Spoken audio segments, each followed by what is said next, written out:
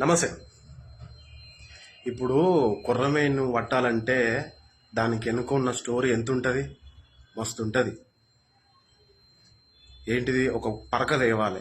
పరక తెచ్చి గాలాన్ని గుచ్చి సీక్రెట్గా ఆడ కొర్రమీను ఏడ తిరుగుతుందో చూసి దాన్ని జాగ్రత్తగా పట్టుకురావాలి.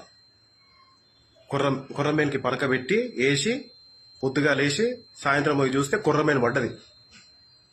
మరి అట్లుంటది. ఇప్పుడు గాలం వేయంగానే పడదుగా, పడుతుందా? పడదుగా. ఏదైనా అంతేనా? కానీ నిన్న మ్యాచ్ బిస్కెట్ అయింది. ఎంఐ మస్తు డిసప్పాయింట్ చేసిరన్న. బాబా గెలుస్తుందని లాస్ట్ బాల్ వరకు చూసిన నేనైతే. మస్తు డిసప్పాయింట్ చేసినాం అన్న హార్దిక్ అన్న. Next time విన్నే.